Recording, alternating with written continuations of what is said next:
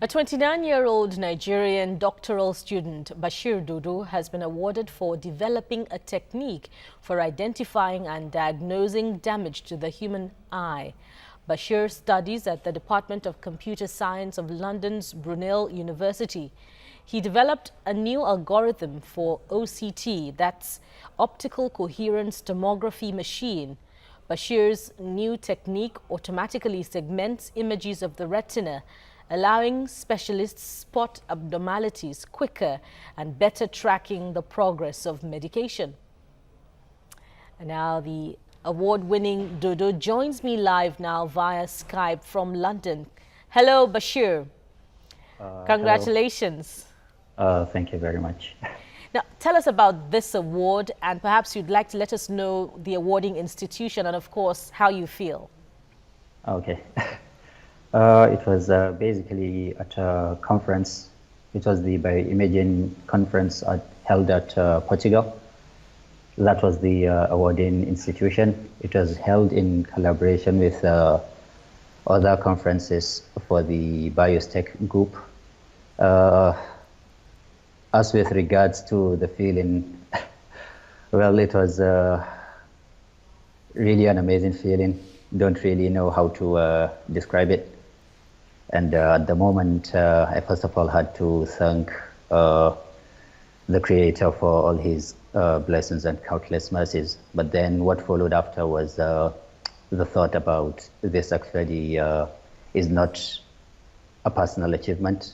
It's an achievement for my nation at large, and then also for my fellow TED Fund scholars here in the UK and the other things that they had to endure.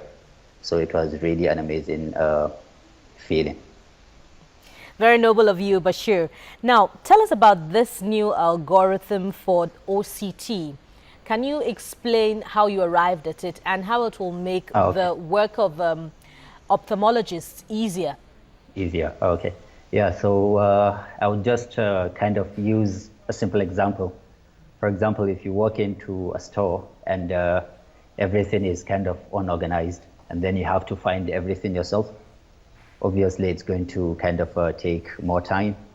So this method kind of identifies the layers readily, and then they can automatically have a look, and it's right up at their front for them to perform the diagnosis, because it's just like tracing the lines and then finding the boundaries of each layer.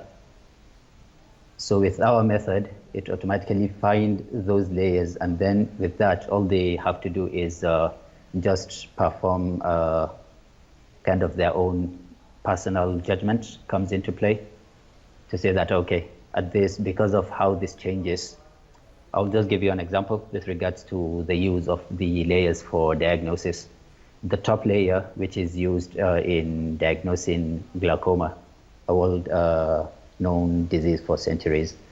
With that, we are able to identify the retinal nerve fiber layer in conjunction with other layers. So with that, they can be able to trace if that layer is actually shrinking. And with that, they could be able to spot abnormalities. This makes their work easier because they don't have to go through the manual segmentation process, which is not only time consuming, but also because of fatigue. And then this, another practical importance of it is that it would reduce the variance between manual graders, because it depends on the level of expertise of the person who is actually looking into those layers.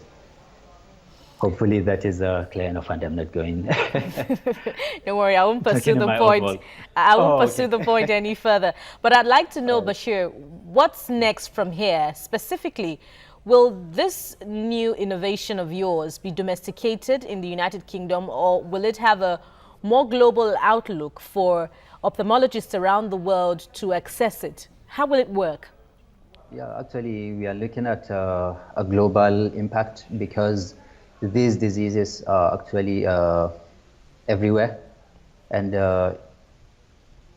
in particular, I would actually like to extend it towards to my country if the resources are available, such as the machines to run these methods. Because as people grow older, you do hear a lot about people going blind as they grow older, which I believe actually are some of these diseases. Because, for example, the age-related macular degeneration affects people above 40, and then we're actually looking at that to see how we could extend it to more people. We have to perform a little bit more of tests to see how it works with other data sets, and then we would see how to actually its suitability for use in the clinical environment at large. So I would say globally. Lastly, before you go, I'd like to know what Yeah. what was it about your own learning environment that enabled you, empowered you to come up with this innovation? And comparatively, if you studied back home, would the same Yeah. result have been possible? Uh, it's a tough shot, but to be quite sincere, it's going to be difficult because of, for example, the softwares that I use. They are not readily available, and the licensing is quite expensive. So some of the resources are actually not available, even though I believe I said it's difficult because Nigeria has the potential to provide these resources, because we do have that, and it would be really great if it could actually provide these resources so that all the great people with all this mindset and ideas could actually come back to make an impact through Nigeria to the world at large. Bashir, thank you very much for your time. Congratulations once again, and we wish you the very best in your future pursuits. Thank you very much for your time as well, and thank you for having me. Thank you.